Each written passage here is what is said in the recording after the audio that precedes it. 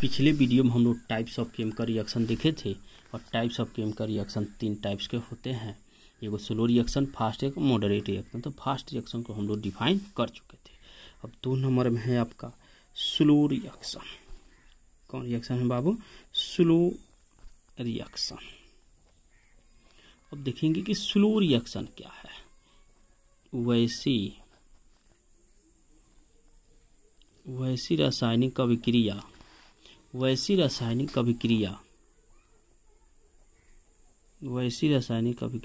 जिसको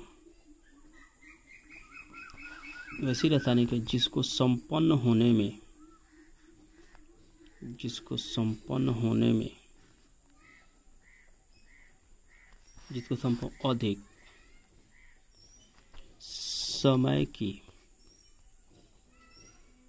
अधिक समय की आवश्यकता होती है और साथ ही साथ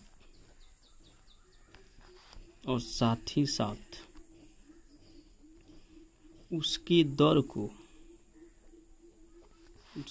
को ज्ञात नहीं किया जा सकता है तो वैसी रासायनिक अभिक्रिया को स्लो रिएक्शन कहा जाता है। Example C12H22O11 plus water. जब इसको हम डिकम्पोज करेंगे तो बन जाएगा C6H12O6 और प्लस C6H12O6।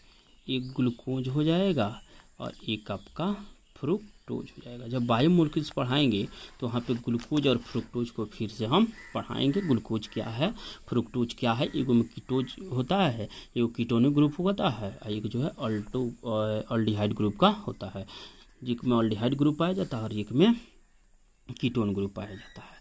3 नंबर में है आपको मॉडरेट रिएक्शन।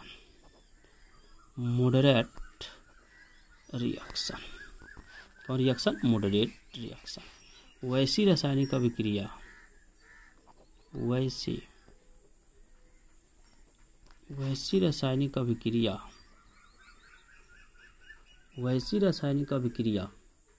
जिसके दर को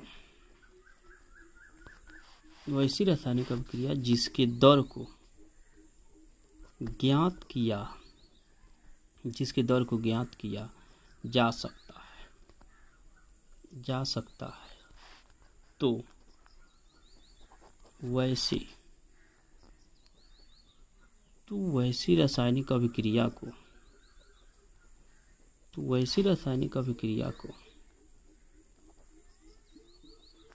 मॉडरेट रिएक्शन कहा जाता है। एग्जाम्पल डिकम्पोजिशन ऑफ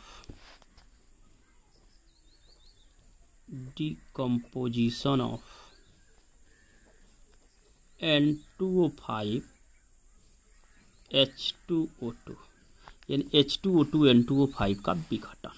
अब हम लोग पढ़ना है रेट ऑफ रिएक्शन, अभिक्रिया की दर। क्या है बाबू? रेट ऑफ रिएक्शन, अभिक्रिया की दर।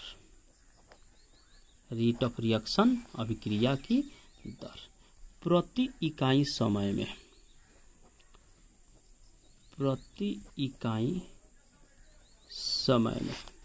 अभिकारक के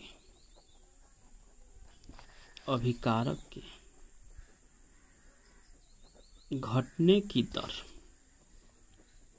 और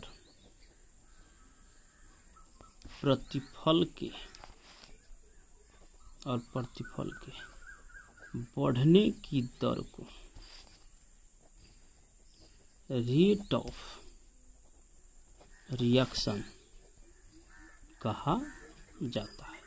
यानी अभिकारक के घटने की दर और प्रतिफल के बढ़ने की दर को रेट ऑफ रिएक्शन कहा जाता है। चलिए अब देखेंगे रेट ऑफ रिएक्शन बराबर क्या होता है। Rate of reaction. तो रेट ऑफ रिएक्शन जो होगा change in concentration, change in concentration of reactant and product बटा टेकन टाइम। अभिक्रिया की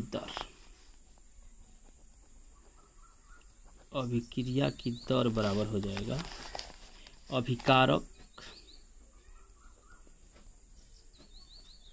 अभिकारक और प्रतिफल की सांद्रता में परिवर्तन बटा लिया गया समय। रेट ऑफ रिएक्शन बराबर हो जाएगा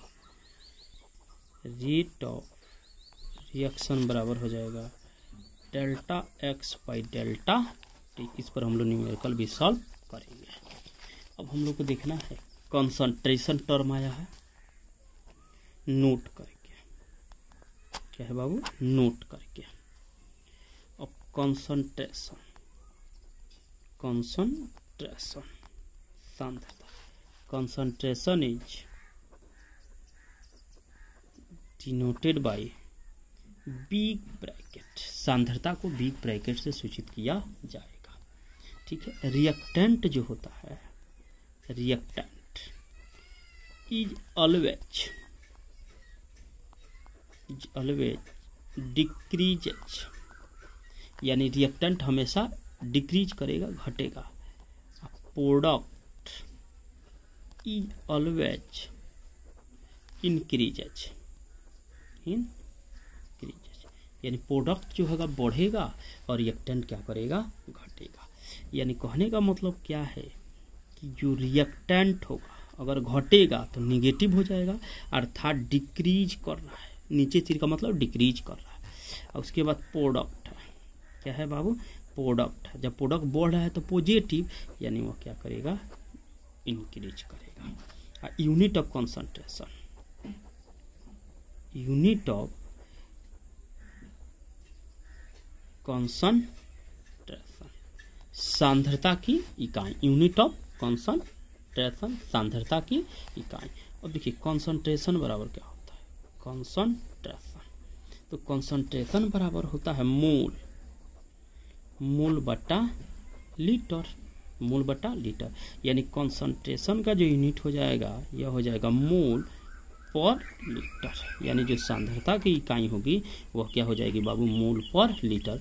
और उसको डिनोट किससे करते हैं? कंसंट्रेशन को, तो कंसंट्रेशन को बिग ब्रैकेट से सूचित किया जाता है। तो कंसंट्रेशन का जो इकाई होगा वह हो जाएगा मोल पर लीटर।